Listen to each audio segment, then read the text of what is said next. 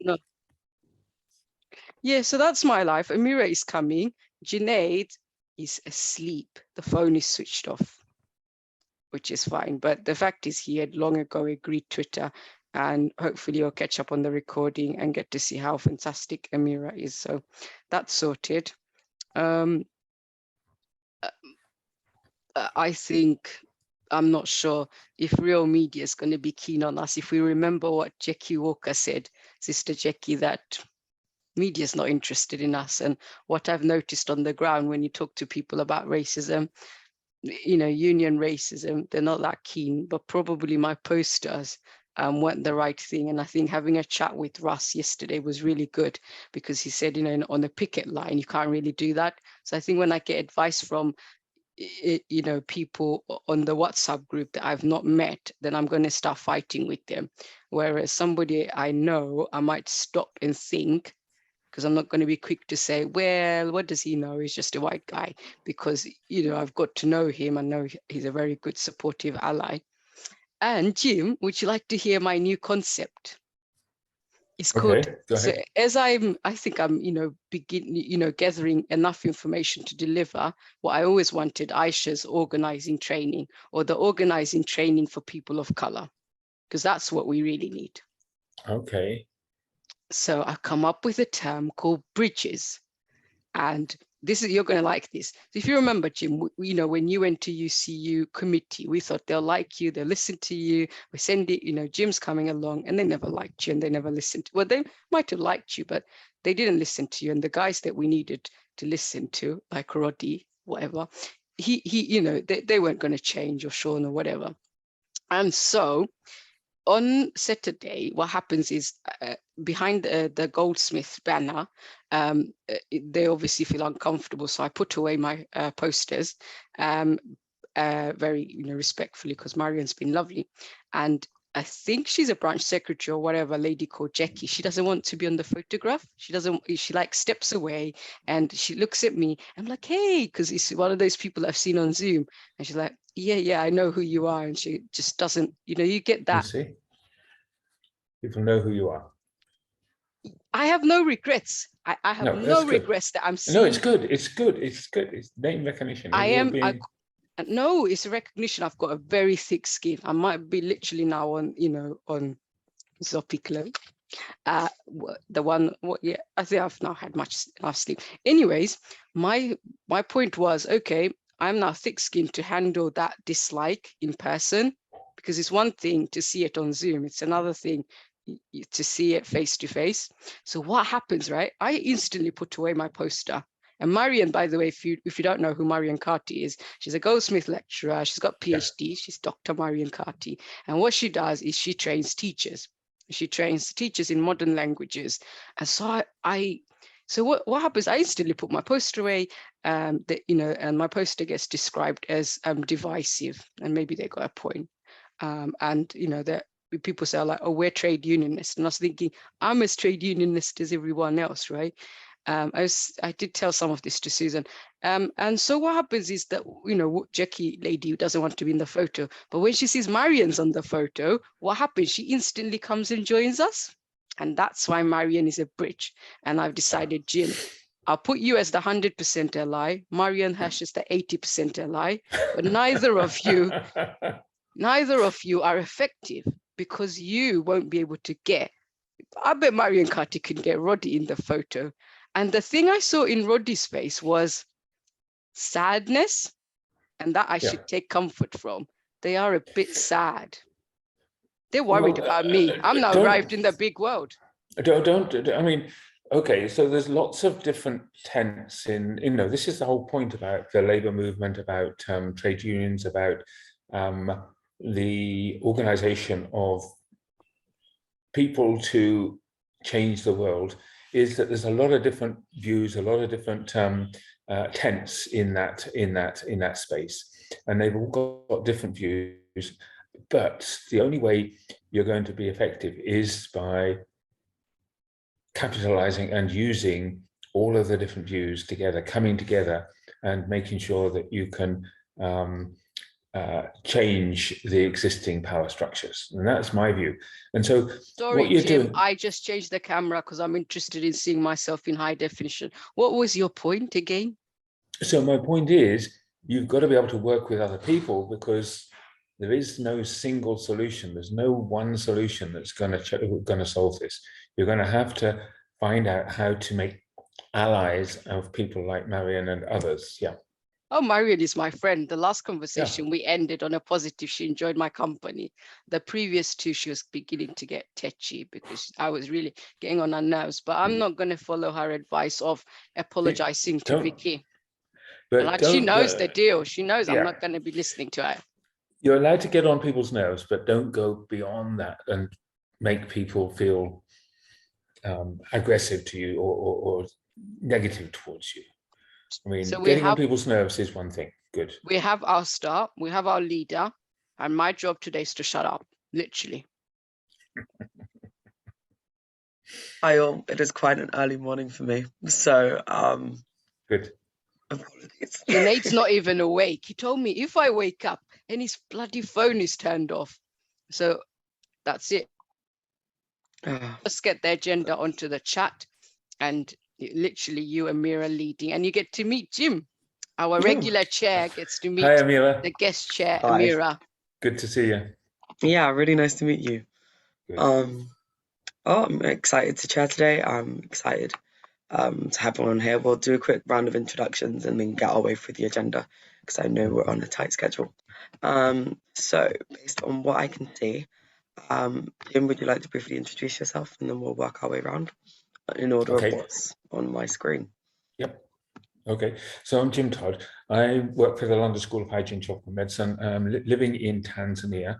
At the moment, I'm actually teaching in Ghana, so I'm not in Tanzania at the moment. But I am a member of the UCU, have been a member of the committee. I was a member of the committee in the London School in 2001, and then came back onto the committee in about 2018, 19, something like that.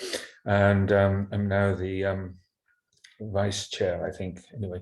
But my case here is that when Aisha was part of the London School, she was presenting a lot of things about racism in the school and racism in the unions. And the trouble is that she was presenting it in a way which made people feel very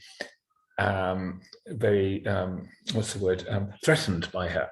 And so she had a lot of negative thoughts and negative comments about her way of doing that. And I thought that the only way that we're really going to make Aisha into what she wants to be is to help her to understand how to make her message better for more audiences. And so Aisha and I have been working together for about, I don't know, a year and a half. 2 years? Is it 2 years? Not quite. It feels like 10 years, doesn't it, Jim? It feels like a long time. It does, yeah. And she's sort of like had these initiatives, and my job is to support her, to help her to achieve some of the goals that she has for these initiatives. Very nice introduction. Can I pass on to Susan now? Hi. I think we met at one of the previous meetings, actually. Yes. Yeah. So yeah, nice to see you again. Yes, I'm not quite sure. I'm a STEM special SEND outreach teacher. Okay, so I'm an independent, self-employed, and now retired teacher. And I got involved, I think, mostly through, I would guess, COP26, but also my union activity. And I've been an advocate for inclusivity, particularly, shall we say, the hidden prejudices that neurodivergent people suffer. So it's from the autistic spectrum and the differences in the way that special needs people are not allowed structurally by the systems that exist supposedly to support them, but in actual fact end up controlling how they can interact. Yeah. Mm. So that's really where I think the interest has come from. Yeah. So Yeah. it's not so much about Aisha's inspirations over her problems with racism, but it's the differences or the similarities between those two groups. Yeah. Yeah. And how it's compounded, and the ways in which lots of people are prevented, shall we say, from even being able to equally communicate, yeah, and present their ideas and issues. Yeah. So, I mean, quite interesting. and To, also I like Aisha as a person. I think she's wonderful. yeah. So Yeah. No, really interesting to meet both of yeah, you. But but yeah, again, yeah. But it's not about what I you're talking about, can a lot of fix the anything. It's more about what can I do to support it, and obviously lots of interesting things and what I can learn from her and her struggles. yeah, which is fantastic. very kind Aisha, do you about want to sharing. do a brief introduction? I'll quickly Oh, introduce sorry, myself so if afterwards. that's too long, I'll shut up. Yeah, No, I know we've got an agenda to get through, so Yeah. I'm trying to Yeah. keep it moving. That's all. Yep, Aisha? that's fine. Amira, first of all, a lot of love and respect for you. You just came in, took the control. And Amira, of course, was our chair, and it was actually autism themed, wasn't it, Susan? Because we had Dr. Marianne Hash, and Amira just did a great job. And I was literally sending that YouTube to Brother Glenroy, my new sort of person I'm now inspired by. Jim won't mind. I'm inspired by his elegance. I said, that's not a word we use to describe men, but who cares? I'm going to use it. So I'm trying to think. Yes. Yeah, I'm not. Yeah, Jim's got his thumbs up, and I've been doing what my usual charm. I said, Brother Glenroy, Jim likes you, you like him, great, yay. But yes, so my hope is today is where we are so far is we got a WhatsApp group and we've got a haphazard leader, and I think I've been reflecting on my local union and the support I'm getting with my kind of work is what happens is you get one robust person, and that person becomes the face of the group and everything, and the group becomes as good as that person, and that means that group is not that good, because you can't have one person. And right now, even if I was an amazing person like Amira, it still would be a crap group, because you need a group of people, and then you need to move on from WhatsApp to, I mean, I could, you know what happened at my first rally? I was telling Susan and Jim, I got lots of emails with typos in the draft that I need to send. Essentially, we were bloody circus animals. That's what happened. It wasn't me and my mum were radiating so much charisma. In middle of King's Cross, two women in hijab are not a novelty. And the women who wanted photos with us, they're not a novelty. They're not from the wilderness. They were teachers in Central London. Oh my God, Brother Akish is here. And so for that moment, I thought, you know what? This is it. This socialist is so shit, right? It's so shit. I'm not doing this. And my dad now has become interested in counselors. He says, we got a lot of Muslim counselors. What you need to do is you need to go to East London, learn, be around other Muslims, and then you can join for £1. That man in the garage used to say, come and join us for £1. I said, no, spoken. It's about 4 or 5 quid to join the Labour Party. He said, yeah, you can become a councillor. What are you going to get from being here? And that's my point. I'm constantly being pushed by these people. Circus animal thing was fine, because apparently it happens to Brother Glenroy. It happens to other Black sisters. Sister Judy in Global African Congress, she says sometimes she'll decide on some events she doesn't want to be there, because she doesn't want to be the token Black person.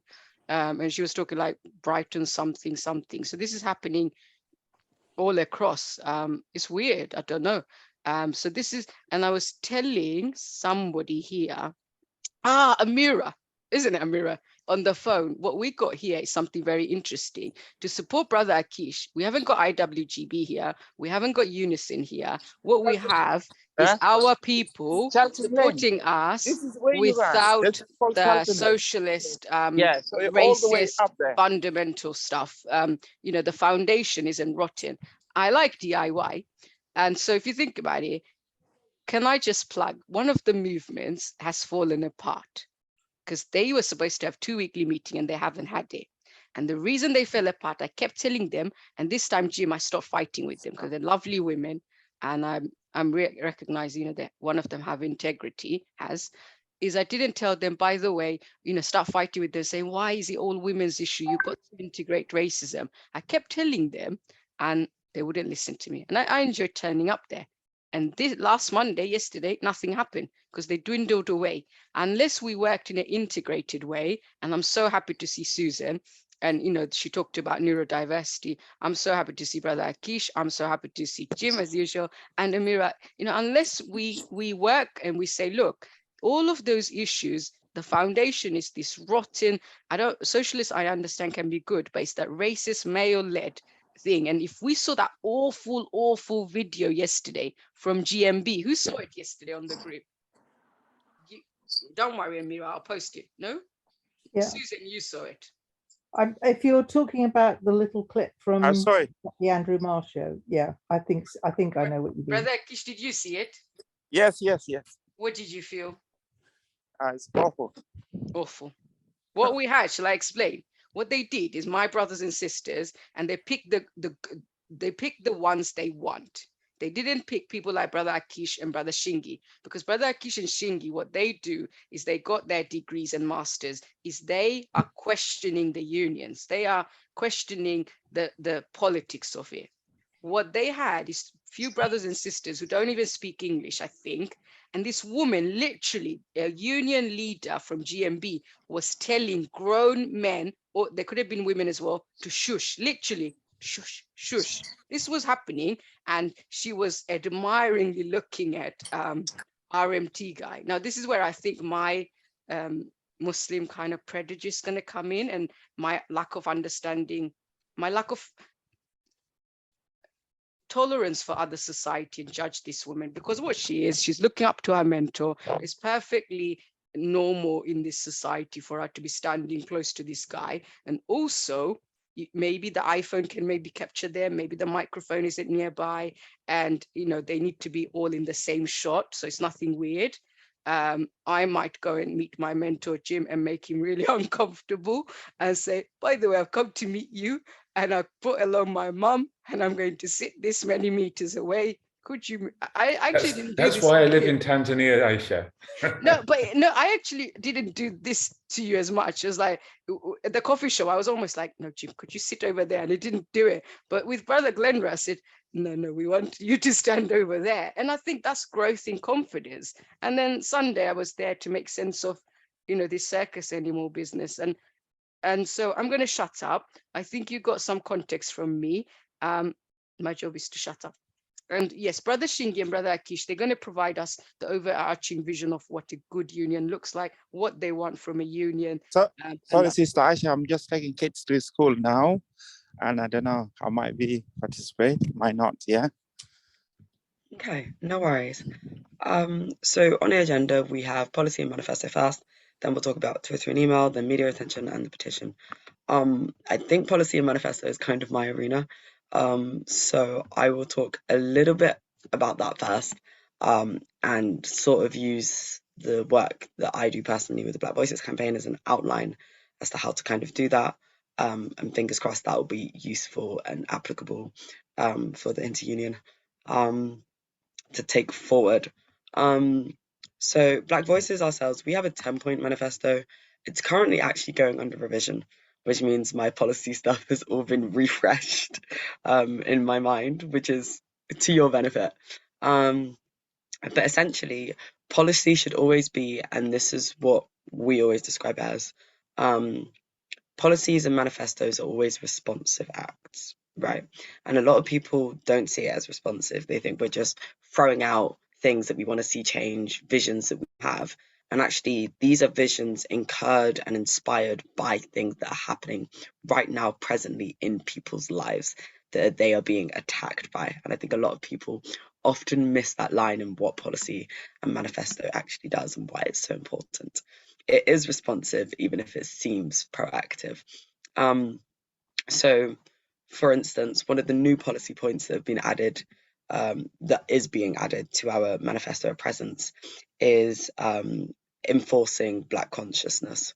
So this is talking about how we've noticed where with several students at our university, especially within just the Black cohort, so many of them don't know anything about even just Black British history, which is still equally British history, for instance, or diasporan history that is very relevant to them, mostly as second or third generation Black students, for instance.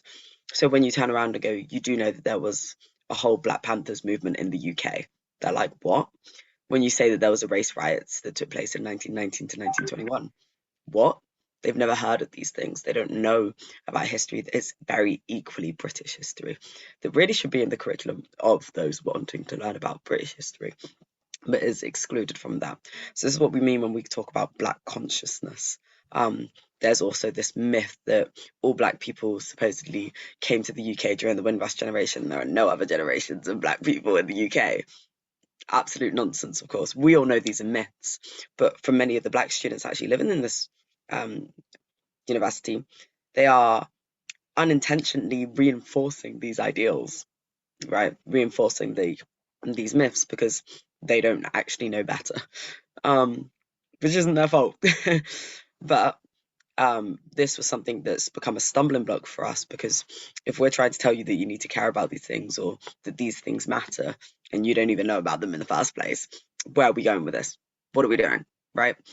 So this is where Black consciousness became something that we needed to add into our manifesto, which then meant, okay, how are we going to put this in action, right? So every manifesto point should lead to an action point. You write up your manifesto, you say, we want to improve Black consciousness, for example. We want to talk about decolonizing the curriculum. We want to address the gender imbalance or the race imbalance in our cohort. We want to do all of these things. We want to improve we want to make mental health support accessible to those in colours and actually catered to those in colours. There's so much saying, yeah, we have counsellors, right? Okay, what if I want a Black counsellor? How do I request that?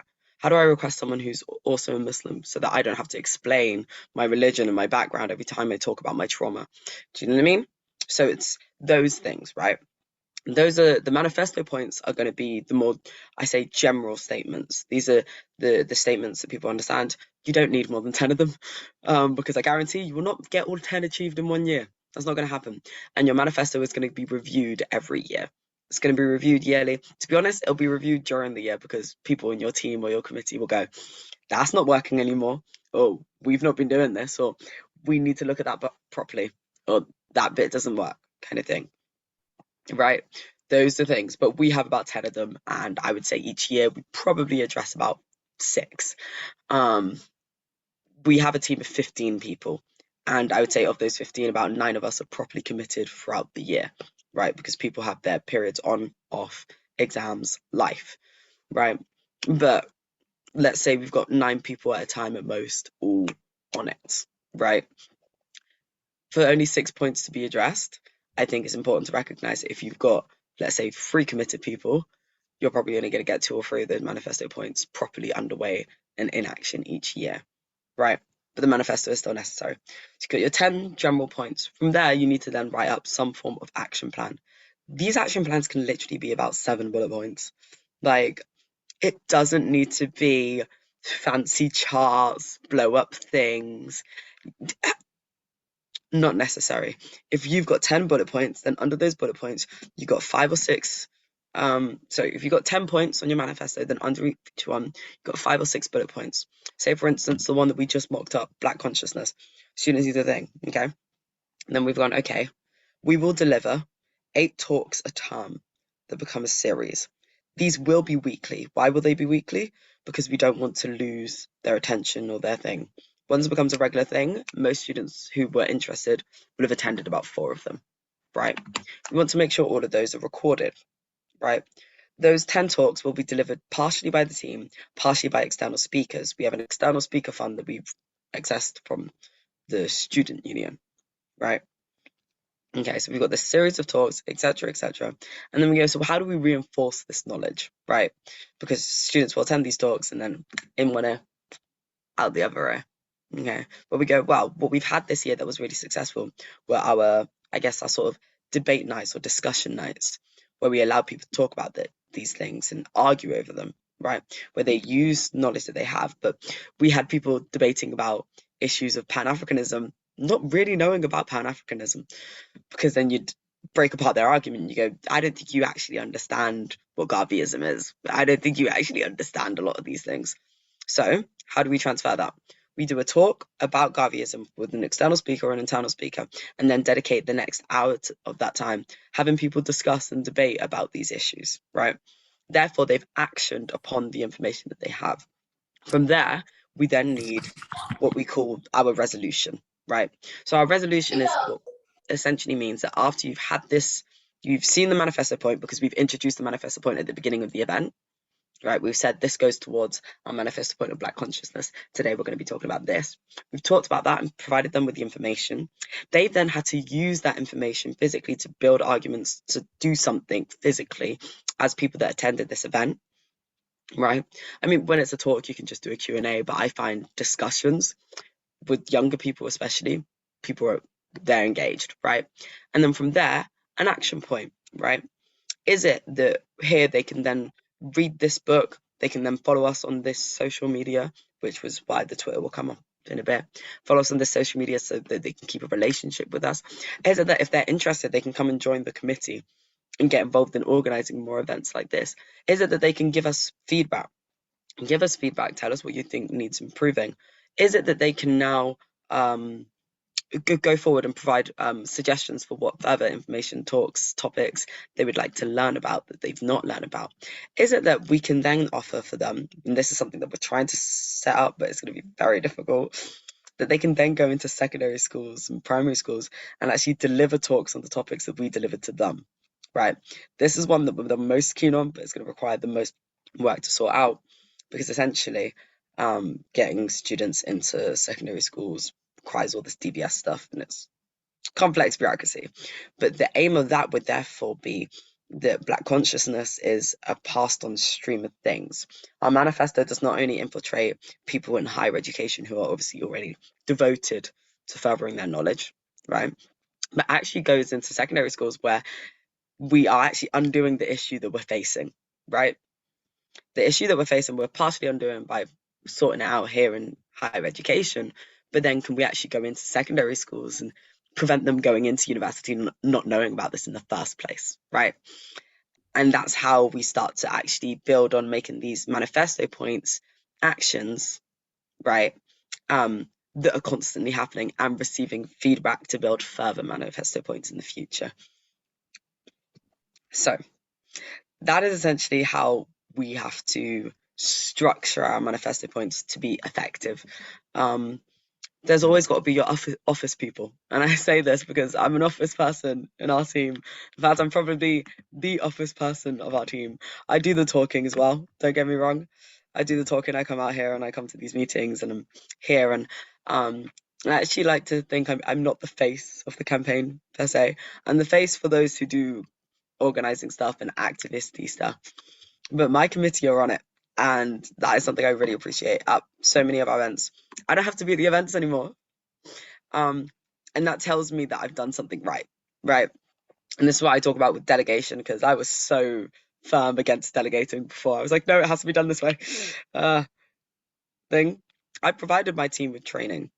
They've already had their community organising training. They know how to speak. They know how to tell stories. This campaign is personal to them as well. It's not just personal to me. They are Black students that have undergone crap experiences, right? So being able to pass it on and go, this is the Black Voices campaign for you. At the moment, I've literally recently put in post the, vice role, vice community organizer. We don't use president in our campaign. Don't ask me why. I just find it weird. But I've placed in the vice role who will then take on the main role basically next academic year. And just talking to her, she has so many visions of what the Black Voices campaign will be. If I come back to the university in 4 years' time, I guarantee it won't be what it was, but it will still be there. And that is what's important. So yeah, when it comes to your manifesto point, literally structure that way. Point, a few bullet points with the action plan underneath. There's no point in having a point if you have no idea of how you will action it, right? Or there's no point in actioning on that point if you don't know what your action plan is.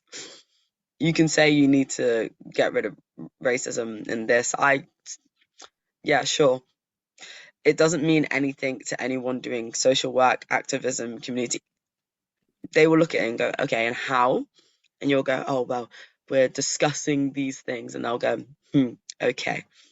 Because at the end of the day, you said you're talking about these things and you're discussing the things, and that's wonderful, right? Talking about these things is important, but you need to show them that you have an action plan for it, so that they can then devote their work. And I guess community organizing, it's almost, I guess, business-esque in the sense that you are investing. So when I come here and I talk to you and give information, oh, no worries, Jim, let me try again. No worries, Jim. Have a lovely time. Oh, I did want to say, I'm going to Tanzania on the 11th, actually, of July. Well, I'm in Mwanza. My daughter's in Dar es Salaam. So if you drop an email, I'll drop you an email and see if we can catch up. It'd be quite nice to reconnect. Yep. Yeah. I'll see you. No problem. Bye-bye. Thank you so much, Jim. This is fantastic. But yeah, I've lost my stream of thought. But more in the sense of when I come here and talk and provide these things, it's like a business relationship, because I am investing information or time or experience or whatever it is, as well as all of you who are here. You are all investing your information, your time, right, into Interunion in order to grow it further, right? It's literally like a business relationship in that sense. And so what happens is when you invest that time, the thing that we all want to see the most, results. We want it to reap results. That's what everyone here wants to happen, right? And in order to do that, there's got to be certain standards that you put in place. So when you invest your time and your information, you go, well, what's the action plan? What's this? Where's this? Have you worked on that? Have you thought about this? Like when Susan comes and she goes, have you thought about neuro issues, right? Have you thought about those who are autistic? Have you thought about, I guess, the golden word, intersectionality, right? Have you thought about those things? I mean, we're actually delivering a talk on Kimberly Crenshaw's theories of intersectionality, because it's absolutely pivotal. And it would be amiss if Black Voices didn't talk about the Black LGBTQ plus community, if we didn't talk about the Black feminist movement of the 80s, if we didn't talk about those different things, how can we call ourselves Black Voices, right? Because we are failing to represent. This is how I like to put it for a lot of people that don't understand. Are 50% of Black people, approximately 50% of Black people, are women? No. So if we're not talking about women's issues or Black women's issues, we've missed out on 50% of our audience. Simultaneously, 50% of Black people are men, and a large portion of Black men are undergoing mental health issues. Why are we not talking about Black men's mental health? How can we jump over that, especially in the context of higher education, where it's very, very harmful that we've seen statistically and socially, right? If we're not talking about those things, we are missing out on massive portions of our, not only our audience, but our community, right? And that is why those intersectional issues, you are missing the point if you're not talking about those things. So that's why that's really important within the thread of what any campaign is doing. So I think with the Interunion racism, map out your manifesto. In fact, I'll show you a little bit of the Black Voices manifesto so you have an idea of how we've kind of visually structured it. But I promise it's nothing especially exciting or beautiful. It just has our logo in the corner and some bullet points. But if I, and this is where Amira has to suddenly find You know, her you will be able files. to, yeah, you'll be able to share because I've given you permission. Enable it. Fantastic. I said multiple people can share. Share screen. Okay. Wow. So this is the original manifesto. Here's the original one. So manifesto opens with the opening statement. This is talking about how it was established. I'll be honest, this is not the manifesto I wrote, but it's a good manifesto that's currently undergoing review. So the new one's not out yet, but it will be out before September, essentially. Opening statement, how it became. This is what I mean by these things are reactive, right? Manifestos are reactive. Of course, you've got COVID having hit students' lives. You've got the 2019 George Floyd incident that took place. You've got personally to the University of Birmingham, the rise in knowledge of Joseph Chamberlain, who is the founder of the university, but also someone who was in the colonial office during the 1800s, and essentially who launched the Boer War against the South African population. We've got all of these, and we still celebrate this man. We have a massive clock tower in his name, all sorts of monuments celebrating this individual. And we've also got the NSS, the National Student Survey data that has recently come out that shows Black students being significantly less satisfied, less catered to. The awarding gap that is, even though it's closing, is still not great. All of these things happening, and that is the climate, let's say, of 2019 that has launched this campaign, right? The points, even though I say they're general points, are pretty detailed. Universities should establish a historical reconciliation committee. So that's a group of people that basically tell the truth of the history of the uni, let's put it that way, to appropriately acknowledge the university's heritage, appearance, idolizing certain people who were involved in mass enslavement. That's specifically looking at Joseph Chamberlain.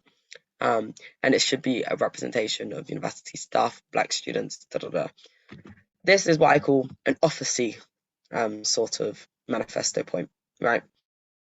This is going to require people sitting in meetings, asking people for money to put towards finding students that are interested in stuff they're interested. This is not a go out and talk to the people manifesto point, right? This is one that still needs to be known by people, but is generally going to be an office-y sort of manifesto point. The university should begin a proactive process of decolonizing the curriculum. This is a people one. This is a facing one. This one is very detailed. It has so many subpoints because there's so many things within decol. Decol just in itself as a statement is far too vague. And decol goes beyond Black Voices in the sense of with decolonizing, you need specialists in every field, right? It's literally structured this way. Our action points tend to be on a separate doc. So me and the team have our action point doc that's separate, but you can put it as one thing and then just put the action points as subpoints. What I would recommend is that you have your manifesto point with just the manifesto points, and then you make a copy of that doc, which is manifesto with the sub bullet points. The manifesto without the bullet points is what you share publicly, what you put on your Twitter, on your socials, right? If you go on the Black Voices Instagram, what we've done is we formatted one of our highlights to be like the manifesto highlight. When you click on it, you can see all of the manifesto points that we're running through this year, right? Can you show us? We're like aliens to Instagram. You still see what's going on my screen? I just jumped onto the Black Voices Instagram. Yeah. Cool. So if we go on to manifesto here, give it a second, my Wi-Fi's not the best. This looks better on a phone. Obviously, the people that we're catering to and talking to are young people. They're on their phones. Here's our manifesto, right? And when we go through each point, this is our manifesto, organized like this. And these students can see each point as they go through our socials. Like so. Our Instagram's interesting in the sense of you can see some of the other things that are happening, like the events that we've held, people that we've had at those things that we've done, various things that have taken place, individuals that have been involved in what we do, This is gonna sound so sad, but you know you've got as we work captions, through. Amira, you know you got captions. These are presumably Yeah. easy things to do. All of this is easy for Yeah. young people to do. You know, like the text Absolutely. there. That's good.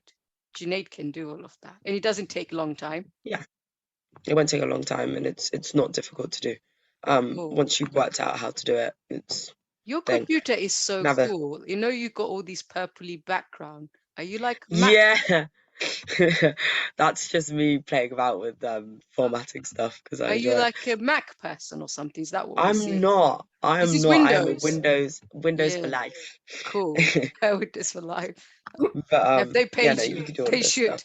That was good advert. Wow, how do you? Yeah. But Wow. I'm just so yeah, impressed. so Anyway, that's shut how up. that works. I know that we have an agenda, so I will get off of the policy stuff because I think the most important thing for you guys to know about is enforcing a manifesto and action planning. That is the first thing that needs to be done.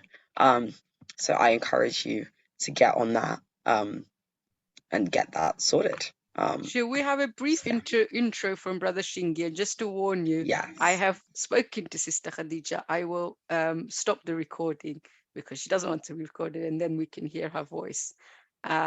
So maybe we start with Brother Shingi, and maybe Brother Shingi, just not to give instruction, but very quickly to give your vision at the end of it, what a union should be like, and what have you liked about Interunion. What do you think, Amira? These are good points. Yeah, I think so. Yeah, just a couple of minutes on that. Yeah, cool. It's important to see you, Brother Shingi. Never mind, because Brother Shingi's working, isn't it? Yeah, I'm just dealing with someone here. I do apologize. Cool. Give me 2 seconds. Don't worry, Amira will take over. Oh, we could listen to Sister Khadija and then come back to Brother Shingi. So let me stop my recording. So Sister Khadija, Amira will verify I am honestly stopping the recording. So I'll put pause or stop recording breaks it. We'll do pause. So we heard Sister Khadija raise a very important point, and we're back to recording. And the reason why, Amira, you said, you know, this is Interunion, not sure. I think this is the perfect thing. And I was listening to you and I thought, you know what? I'm so proud of myself as usual. Because think about it, all these lecturers, when they do their thing, right? When they do their thing, their rallies, how often do they say, you know what, we need to be led by the student? And how often, I was initially listening to, and I'm thinking, this is a little studenty, but it's okay. She's giving us an example. And then I thought, no, we could form a partnership because we're desperate to make connections and we're not the most popular people. Where I'm not. So if imagine we connected with you, we would be getting our education from you, isn't it? Interunion has come to learn from the Black Voices events, those events you have where you're teaching people, you know, history, a lot of the things, you know, there. And then you're talking, you know, you're promoting young Black male students' health in the education system and how that gets impacted. Well, in the workplace, then we joined it up and we say, well, we're interested in, you know, within the university workforce, and then we roll it out because we got connection, haven't we, in other workplaces, what you're doing for Black workers, because Black male workers, and so that's it. And this is it. And I just yeah, I'll shut up now. I mean, something I would always say is like the current leader of Black Voices. Hi, that's me. I am female, right? And so when we organize events where we're talking about Black male mental health, that's led by the male members of our committee. That's led by the men that attend our events, right? That's not led by me. And as much as I can be involved in things such as policy, right? So when I go to meetings and I go, look, it's on our manifesto, we've got the information, we have the stats, this needs to be addressed, right? It isn't necessarily my place to speak about that experience from a personal standpoint. What I would say about when we address issues of Black male mental health, and we had our event that we called Pride of Lions, where we brought in a Black guy called Jeremy Lyon, who actually talks a lot about mental health issues and runs a charity called Breathe. But that's going under a lot of reformation, so I won't say that it's officially a charity or anything at the moment. And essentially he came in and talked about his experiences with a room of men essentially talking about mental health and those things. And that was a collaboration space that we could create. And then, of course, we've been in close contact with the university, eventually launched this year, and this, well, past academic year now, isn't it? Which was the Black Students Talk series, which is basically where you have a trained counsellor in a room with some Black students. And it sounds so simple, but that was actually life-changing for a lot of students. Like going into that room and being able to sit there and listen to Black students talk about issues that were not necessarily not even obviously race-related to them, right? I think there's a great separation in the minds of so many young people that the issues they face have no intersectionality with their identity, right? It's just, oh, I'm just going through this and everything's falling apart and it's all my fault, right? And it's like, actually, do you want to break down the structural things that have led to you being in this situation? It is not your fault. And it's actually being in that room and realizing those things. And there's this real hesitance, I think, for anyone to call anything racism. No one wants to do it. Even well, they didn't mean it, or it wasn't personal, or it's just the way that things are, and it's actually going, no, this is race related, and it is not only related to race because it's you, but also because it is inherently. And having that space and actually opening up with other students. And I think it's that kind of work, getting it in place. I would say though, you'll never have a situation where if a Black male student approaches someone in our committee about their issues, our committee are not trained to be therapists or counsellors. We are community workers. We're community social activists. That's what we do. And at the end of the day, it would be another situation where that individual gets referred on to professional services. So I would say I'm not qualified to actually provide support to a Black student undergoing mental health issues. There you go. That's something I did want to clarify. But building the structures for change is something that I can do. So yeah. Is Shingi now available to do a little, Brother Shingi, to do a little introduction? Or should we go on to our next agenda point? Hey guys, how are you today? You all right? Yeah. Finally. Thank you very much for the platform. I appreciate that. Can we see your Absolutely, face? no It's all worries. about the face. Yeah, finally. Thank you very much. You know, it's fantastic to be around you, everyone here. What else can I say? Yeah, so we've just been having quite a lot of issues in respect to the union that, represents us. I think, in the interest of the security officers, I don't think we benefit quite a lot. I think when it comes to, our voices being heard, I think they haven't not yet come across people like myself who are able to, express their thoughts and, how they think. I think that is an issue on its own. I've sent them number of emails in regards to that they need to do elections where they need to get someone more competent who's able to communicate. We're not here to fight the establishment. We're not there for that. We're here to change the narrative of the story. So what I then did is, Brother Akish, I found an opportunity where they were advertising for academic board committee. So me and Brother Akish, we sat down and we drafted that. And when we drafted that, he managed to win that. And majority of the things that a lot of people don't understand, in regards to, me personally, I do quite a lot of community work within Westminster Council, Camden Council, Lewisham Council. I work closely with the councillors. I'm very connected in terms of, how I use my LinkedIn. I know quite a lot of people, including 56 Black males. I'm part of them. And I've been able to establish myself, in regards to, how I conduct myself and, what issues are there to be raised. I know it's caused a lot of issues within, some of my colleagues, but I'm not here for, I'm not here to entertain or to plunder their ego. I'm here to ensure that things work fairly for them. So in doing all this, I've been able to then try to get into union where, I can represent the officers, but, it's just been extremely difficult, to be honest with you. I think maybe they see me as a threat. I don't blame them, I don't blame them, to be honest with you. But we're not there to fight them, like I said to Brother Akish and to the other officers. We're only there to ensure that everyone gets a fair deal of what we're asking for. And I know, being a Black person, in an institution full of white people is difficult in terms of the opportunities. Some of us are highly educated, although I'm not looking to, to move up the ladder. I'm going to be going back home soon, maybe hopefully next year.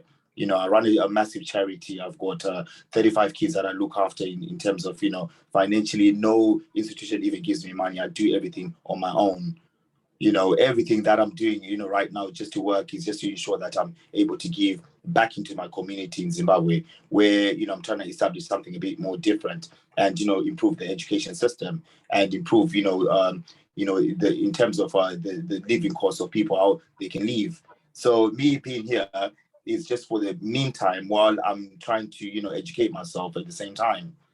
So yeah, that's my story, guys. Nothing special, but it is what it is, And don't say it's not special. No, I think it's.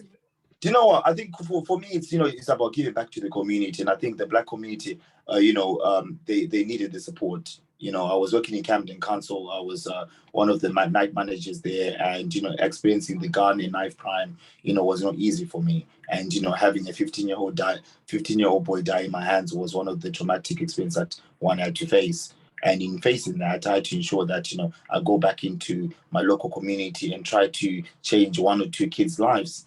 And through that way, like you did say about the mental health issues, it plays a massive part in the Black community a lot. And people always try to not talk about it. And, speaking about it has caused so many issues amongst our kids. Because you don't know whether, they're coming from broken homes or it's a mental health issue, and a lot of times, people get segregated, excluded from school, and the lack of opportunities within the communities, especially in Lewisham Council, where, we're near Canary Wharf, and 95% of the kids living in Lewisham Council don't get the opportunity to even visit Canary Wharf. The only vision that they have is to work in JD Sports, and there's no aspirations or anything like that.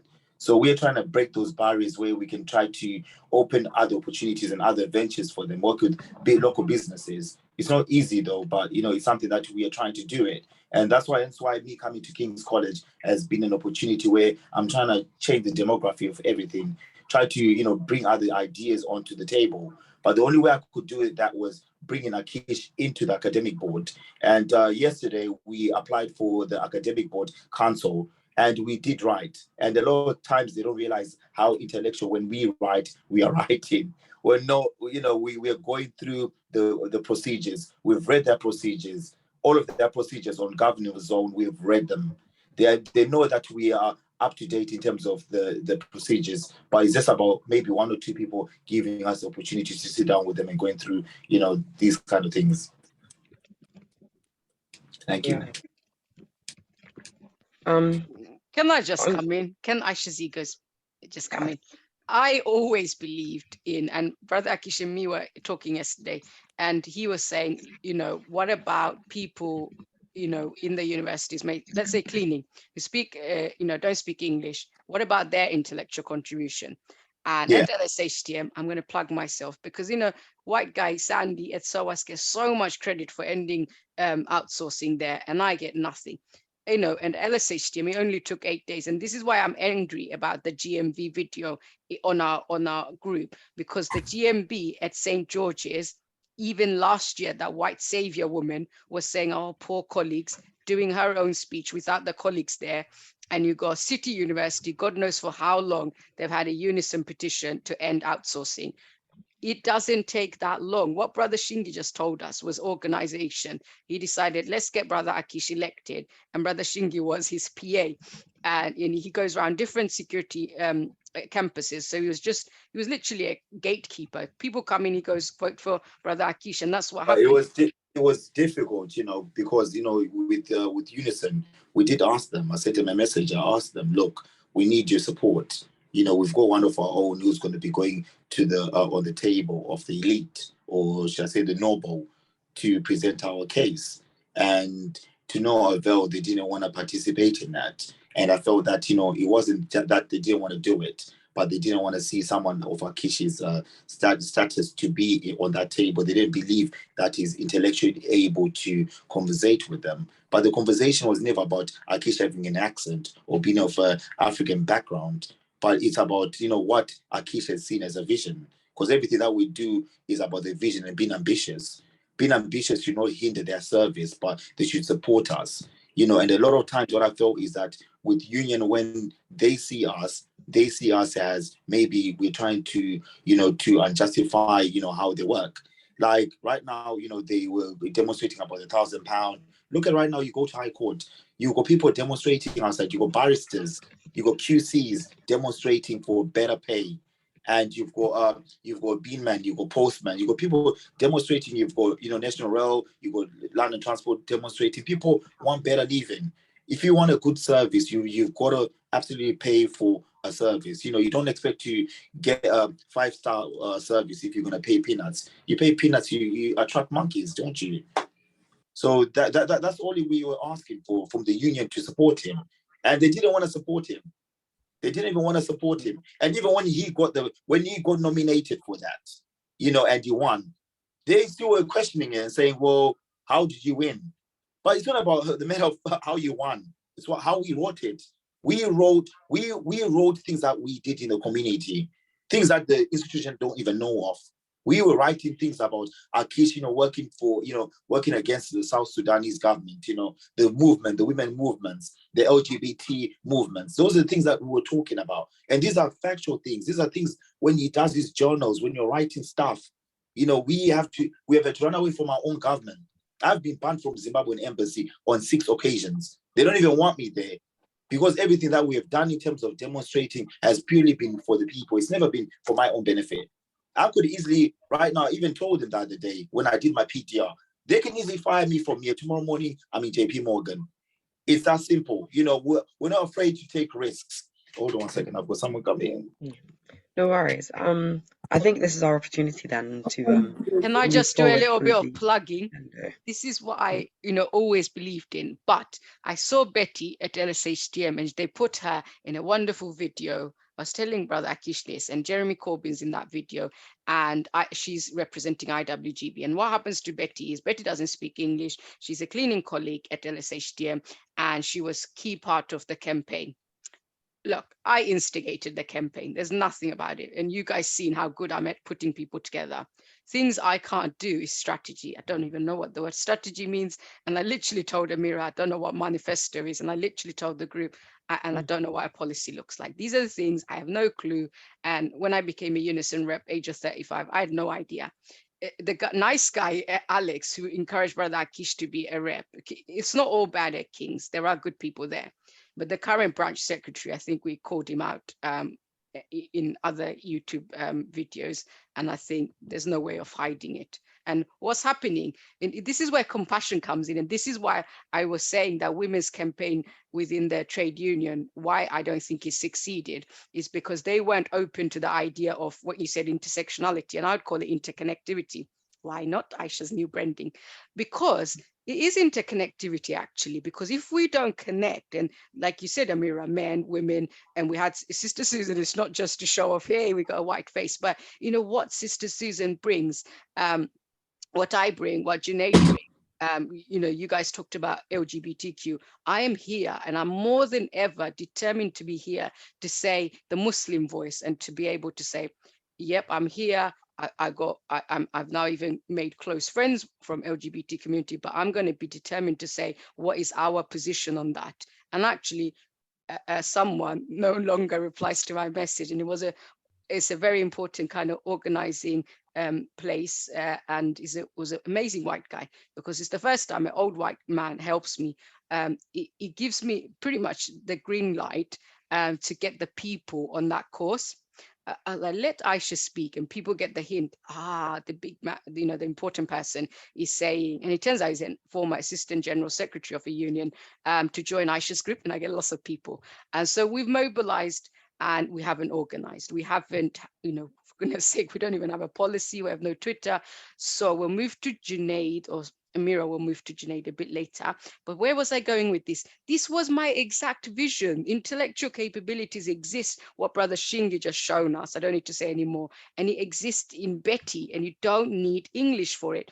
You could just hear her speak. She was a great public speaker, and IWGB then made her assistant branch secretary, and that's great. But you know what, people? My revenge on IWGBs, they were Islamophobic, because when we wanted to promote a Muslim officer, IWGB, what are you going to do about it? Not many people watch our video. Inshallah, one day they will. And IWGB can't do nothing. Give back my £10. Anyway, what they did is they vote rigged our motion for Muslim officer. And here's the thing. We have one brother, he's so much respect for him. In the middle of the night, he would be reciting the Quran. So that campus, that building in LSHTM, as far as I'm concerned, is going to be always safe. No fire is going to happen there. And he couldn't even say Islamophobia properly. He said, but that's what we experienced. And he no longer, he says, Sister Aisha, after you left, I don't go to those meetings, they contact me. We were let down, and that's the worst kind of letdown, because IWGB within the union community gets paraded as, yes, Unison, everybody knows, is so crap. Unison is so crap. I've now stopped complaining about Unison because the whole nation knows it's crap. Look, Unison badge. It says, I'm not making this up. It says, don't bully me, I'm in Unison. What you should say, don't bully me, I'm in Unison, because Unison is going to bully me. Literally, this is what happened to me. And look how proud I was. And and they give you a little medal, and I've sellotaped it in case I lose my little Unison silver badge. So I'm a trained steward. And that didn't last long. And what you said, Amira, is people don't recognize you're experiencing racism, because I just thought something weird about this BLM. I'm like, let's get this outsourcing done. You know, momentum dies, doesn't it? It's not going to be, 2 years ago, it wasn't always going to be in the news. Let's get this going. I got 3 white people, and then I'm like, this is not right. And I thought, let's play race card. Yeah, I think this is not right. I don't feel very well treated. Race card doesn't work. And then it gets worse. Then you walk away and you're made to feel like, oh, I don't have teamwork skills. I don't have negotiation skills. I don't know how to work with people. And that's why I've been got rid of. And they're like, you're difficult, you're this. And very soon, within months, I was sent to disciplinary. Did I handle any money? Did I hit anybody? No, it's all on Zoom. I'm a little woman. What is it I did so wrong? But anyways, these are the things, terrible things happened to me. So IWGB, also evil. So what was my point? My point was, yes, they've given Betty a place, but we want to move to a new world where people are just not paraded. People are actually, like Brother Shingi, are presenting their vision, questioning the union, taking the union on. And those people who are able to do that with IWGB, one brother, he eventually left, and he was their star organizer. They would show him and he would go and say, and this is worth mentioning at the UCL, IWGB colleagues get 13 quid. At King's, they only get £11 despite being in-house. And this is why this space, I'm so proud, is being led by you, Amira, because we're saying, Amira, you are needed. You are what? Are you still 19? Wait, what? I study What's music. your age? I'm 20. 20. We need Amira, the 20-year-old student, to lead us, because the state of union in higher education and everywhere is so shite. That's it.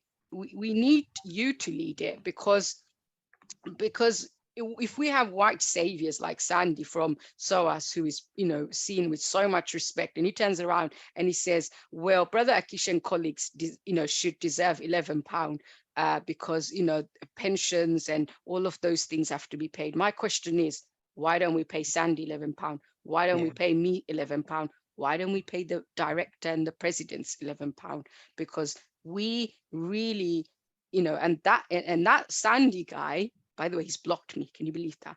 I was big mean to him. I said, Sandy, I heard you got COVID.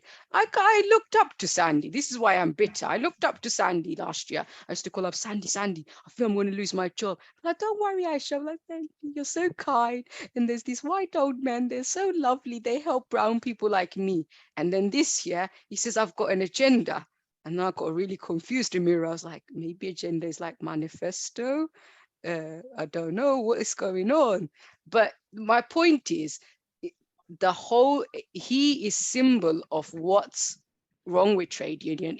The foundation is this white socialist and these middle class men. I don't know why they keep saying they're working class, because they have good job, they earn lots of money. And when they say they're middle class, what they mean is if they wanted to marry Prince William's auntie, they won't be able to marry her because they'll be like, you're a commoner. I'm thinking working class, like mums on food bank. But anyways, my good point. My other point is some of the colleagues might, I'm going to say that we're low on time. I know that because you just got to leave in like 15 minutes. And I'm very keen to see if we can get through all of the agenda points today. And I feel terrible to have to interrupt all the great things that you're saying. I also want to introduce Junayd because they've arrived. So Junayd, if you're able to, can you do a quick 1-2 minute introduction of yourself? First of all, assalamu alaikum rahmatullahi wa barakatuh, Junayd, and we want to see your face. Faces are very important.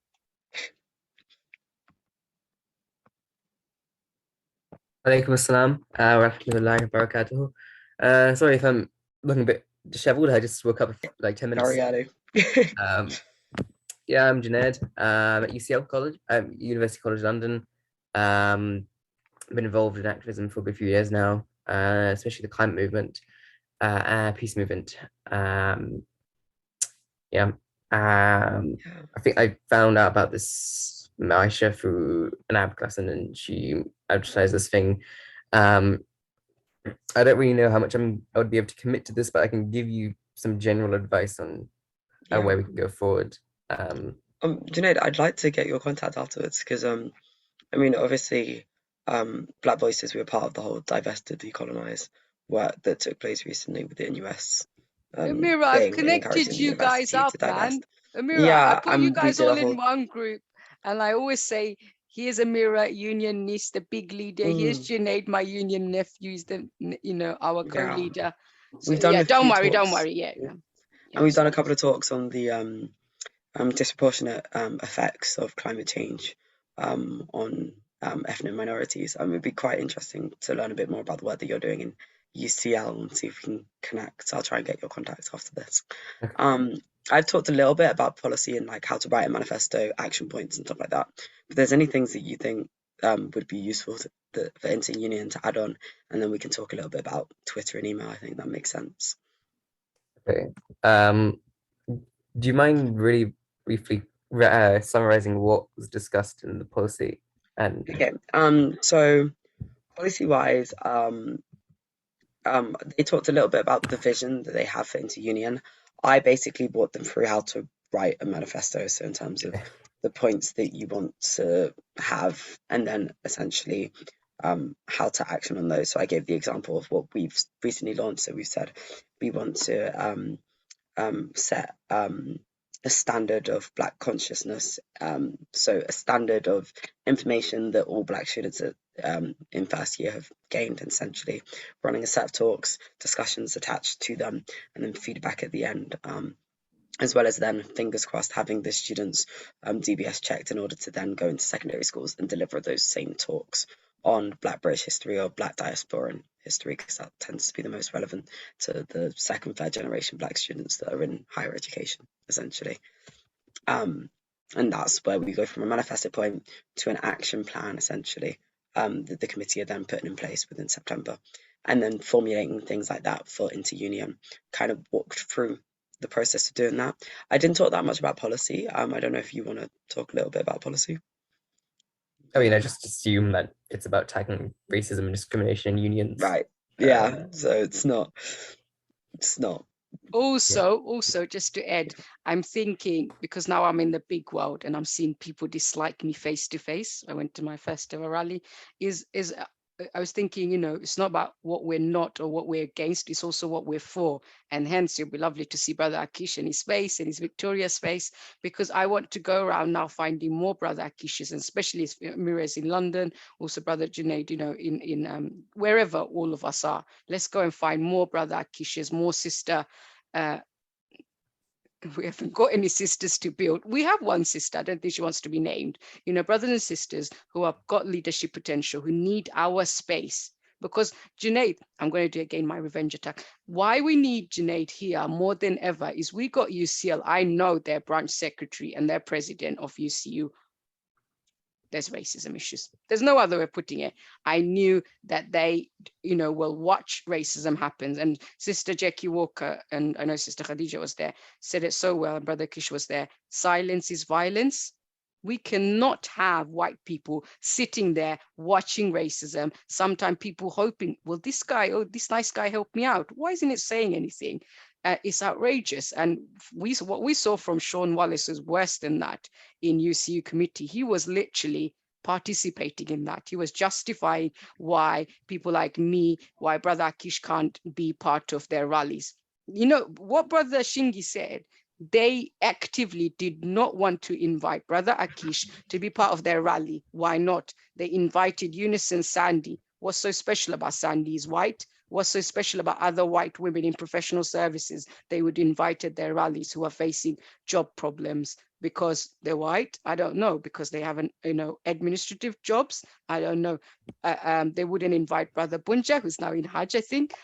Why not? Why are we not willing to learn from African unions? Why are we not willing to learn from Islamic practices of women like myself? Because you're complaining about unions harassing women and you know, doing horrible things to them. Well, actually, if you built in Islamic principles and you said, look, I'm not going to stand near that man to have my photo, any man to have my photo, I'm going to have 1 meter distance. I'm not going to be in an enclosed space with a man because my religion says that even though you're a nice old man and I 100% trust you, I'm just going to stick to my, you know, rules. Then we would have better unions, better workplaces, but they're so arrogant, they don't want to learn from us.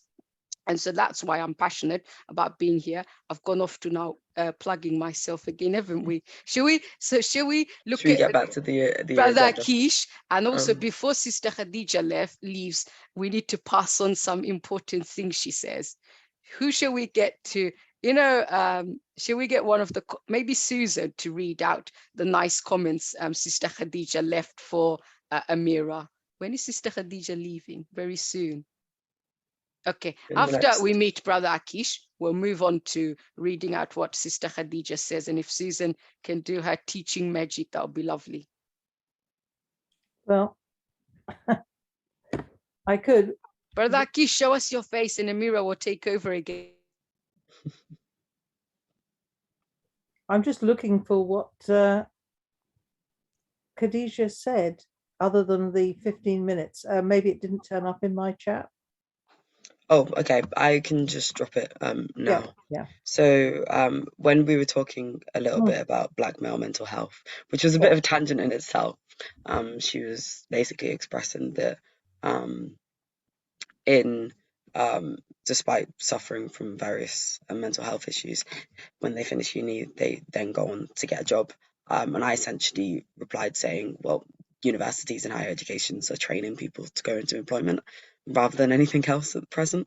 And if anything, that is what every student that comes out of university is most trained to be. They're trained to be good employees and follow through what their bosses ask them to do and do their job. That is what they're all trained to do. And if anything, the problem only gets worse in terms of accessing well-being support and mental health support becomes ever more classist upon leaving higher education. The waiting list that you'll have on the NHS if you can't afford your own private mental health support or well-being support or therapy or all of those things, yeah, it makes the situation, I guess, worse for a lot of people. And providing what support that we can now, and then tackling the issues of financial bias in mental health support. I think the issue is it's an ongoing self-perpetuating one, isn't it? We talk about mental health awareness, but we still have to, we still see it not be as accessible as if you had an injury, right? Those two healths are not considered comparable still, because one you'll immediately receive attention to. You kind of need to. On the other hand, the other you'll be on a waiting list for 2 years for. So it's a complex one. I'm not qualified to talk about the full details of what the NHS offer or what different types of mental health support are available to adults beyond student. I would say in the workplaces is very linked up, and trade union makes you mentally ill. I mean, all my mental health, I've never been on medication, Zopiclone currently, until trade union racism. Being a rep has in many ways broke me and made me. If I may plug, when I was a rep, I was on 34K and now I'm on 45K. And I started as a rep in February, January, 2020, just before the pandemic.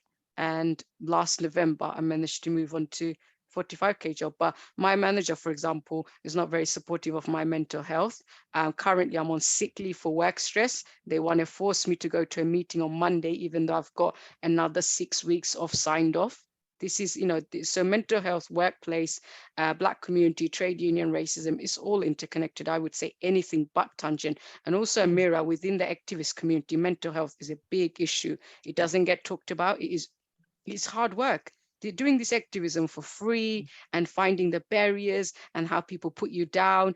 And, as I said, it's just, and especially within the socialist movement, I mean, to see people treat us like circus animals.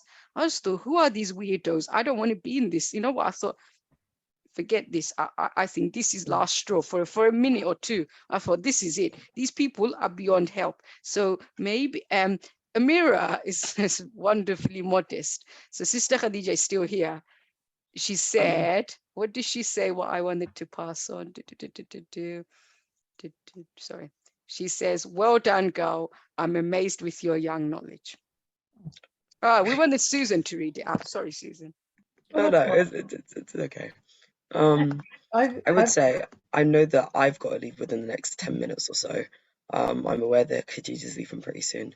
So should we quickly fly through the last 3 points? Shall we introduce Brother Akish? Brother Akish, we give him 1 or 2 minutes, and then we want to delegate the work. End of this thing, we want to walk away with people taking some tasks on, nothing too much, when we want to be ready for real media. So when they see us, we want to say, look, don't ignore us, put us on media. It's not just about women facing harassment, it's also about us. And we're a group who's not just interested in race. We realize to be successful, we have to be interconnected. And women issues, white women suffering, harassment, all women suffering harassment is just as important. Brother Akish, show us your face.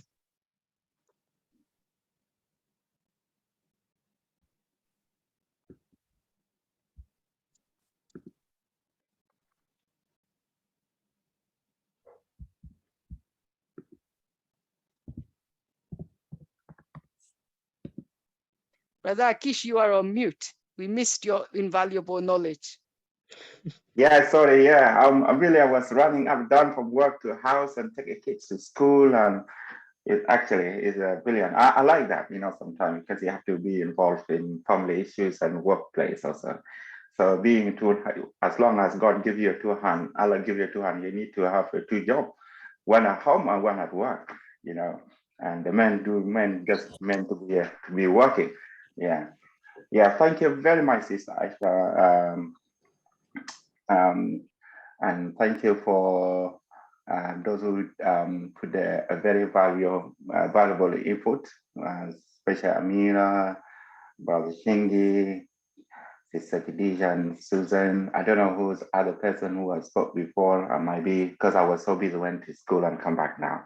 So I would like to thank all of you who are there. Yeah. So just going back to actually what we're supposed to do and what we are now in terms of where we are in King College. Yeah. So let me start to what we campaign had impact to my winning, on this kind of board here. Yeah, I really appreciate Boss Chingy did very well. Fantastic job, and he should be in parliament. We need to need to push people, young people like me Amen. and others, like him and Sister Khadija. Those are young people. We need to push them. We need to change the atmosphere. We need to change people who think that still have Asian time, like a Greek time, saying that if you are not white and you don't have point nose and you don't have a certain pigmentation, you're not born to be a leader, you'll be a second class. It doesn't matter what kind of education you are. There are some people still sticking in their psyche now in this place. We are here in the United Kingdom, we respect the rules and we are part of system. And God save the Queen. This is our country. There's nowhere we are contributing here. And generation to generation going to come. So there are some people in King College who think like that. Some of our colleagues also still have a fearness. They're so fear that they'll be fired at work. And so what if you've been fired at work? You can get another job. I and Colin, we don't care. We are not just intimidating people there. We are saying that this is our right. This is a right for the Black communities, and this is right for women, LGBTM, all those people, they should right. This people are changing. Completely, the world is changing, and if you don't want to change, you'll be backward. So we don't want King to be a backward. We want King to be a front, changing, integrating people who are not there before. Yeah. So it was so too hard and to deal with our colleagues, Black members in particular. They think that we're not supposed to be there, are not supposed to be there. Some of them, they telling our brother Colin, they said, why are kids going there? Everything was there. And even before, so why you go there? Leave them alone. We cannot leave them alone. We are colleagues, they are colleagues. There are some of them that are very good. You can see some of them are very good, brilliant. You see Dr. Lucia, who introduced me to you, Sister Asha, and she's a brilliant, what I call brother Alex, Alex, who was the one integrated to be a union rep. There are some white colleagues in King College that are brilliant, but we have some crook, and then those are crook, we need to change their mind. We need to work very hard. And when I've been elected, some of them, they don't want to say, oh, thank you, you've been elected, congratulations. Some of them, they might be thinking, how do you come here? Who let him to come here? Who electing him? Those are so kind of question is there, But I'm going there by bold. I'm going there to say what I know. I'm going there to, as Brother Colin said, we're going to read the procedure. We're going to read the King College, what exactly it means, how the people work, what the rights to every individual person in King College. We're not going to leave anyone back behind. Cleaners, carpenters, people who work in offices, we're going to push everything ahead, and then King College need to change. And I'm sure if some of them are cooperating with me by ideas, by inputs, and what coming out for me through my colleagues, and then King College will change, because there's a lot of discrimination at King College. You see it, you can read the body language, and then what we are doing is just a fraction of initiation for, we set what I call it, we are putting we are showing those are young people who come tomorrow, want to join the King College, like teachers, and then some work in offices, and we tell them that there are some people here before fighting for you guys, and we need to what I call it, path a way to them. We need to find a way. We need to tell them that King College is open now for everyone, whether you're Black, you're white, you're brown, you're what, you will have a chance to King College, and this is what we are going to fight for now. Yeah. I will stop here, Sister Asha, and I would like to thank our group, our big thank to Brother Professor Jim. He is not around, and it is your mentor, but it's a mentor for all of us, So fight continues. So if you don't fight, you don't get your right. Yeah. So if you want to sit down and silent and do whatever you do, your kids will come like that and will be routine until you'll be mentally ill.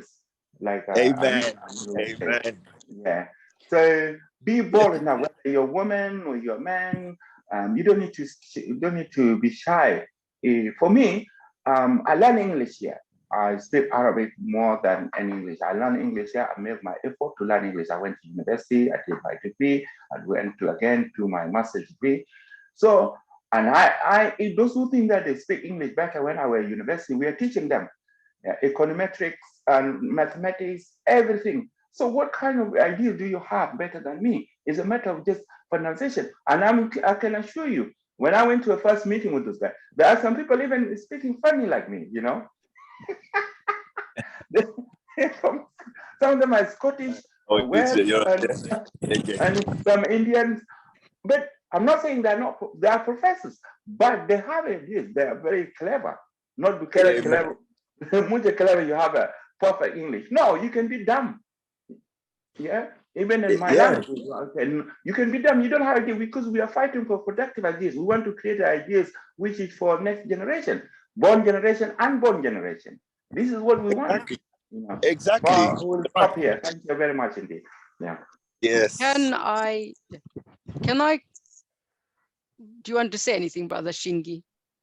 You know, I think Akishi's journey has been full of testimony. It's been a journey full of, negativity from, people around him. And I think this is a demonstration to show that, with unity and heart and determination, you can change a story of even a young Black child. We're able now to sit down and say, you know what, we've got one of our own first Black guys to be in the academic board or committee who's able to sit down with the elite, with the noble, with the honorable, with the academics, and he has his voice heard. What we are targeting, we're even going higher than expected. Where people didn't think that we're going to step our foot in is what we're going to do. We came from all the way from Africa. And coming from Africa, one thing that we were taught in life was never to give up. It was always to keep going. No matter how hard it gets, the road, you always make your own path.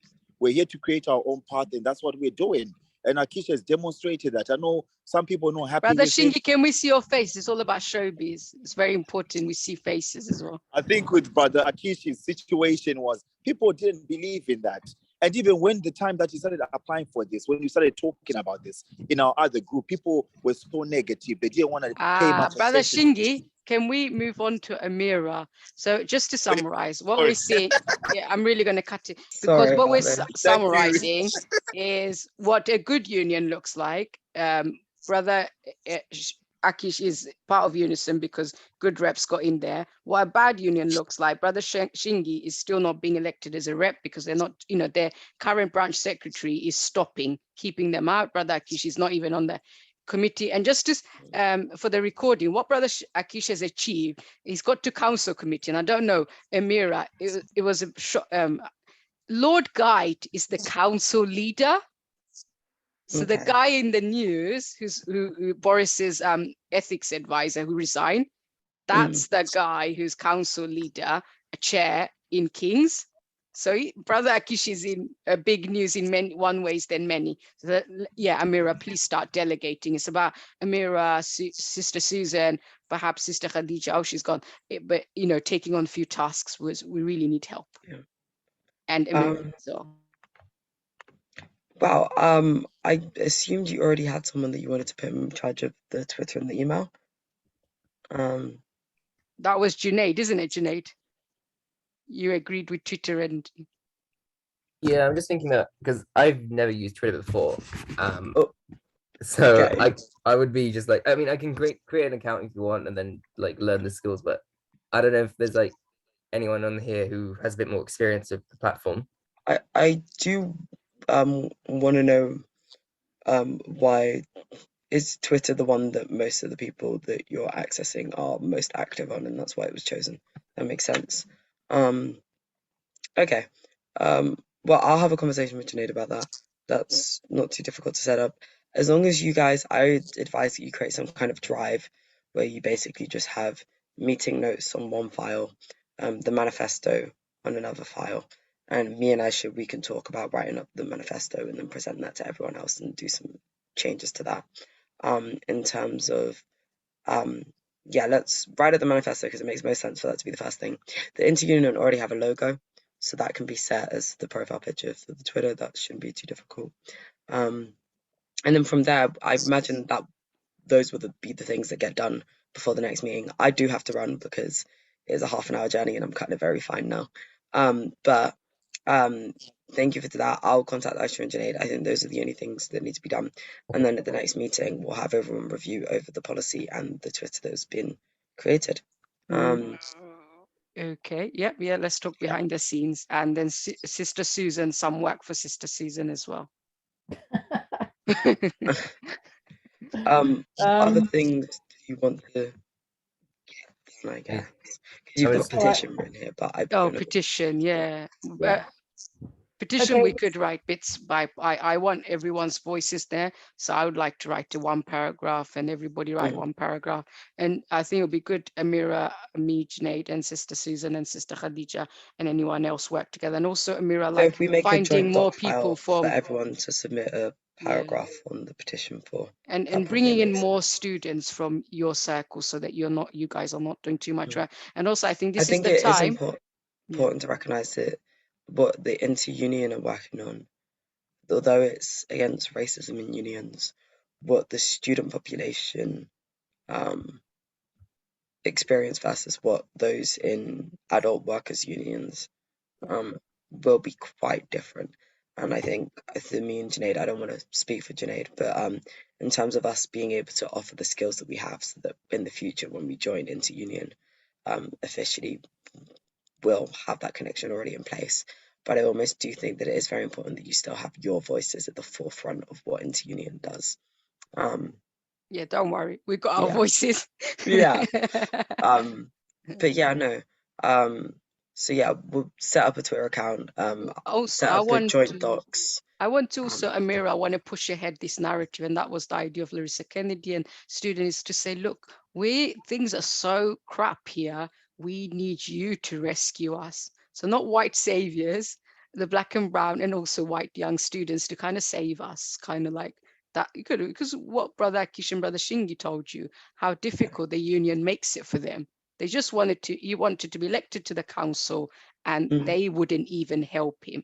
The branch secretary wouldn't even help him. The branch secretary by June was supposed to hold an election. Brother Shingi and one of our sisters was supposed to go on rep training. That election hasn't happened.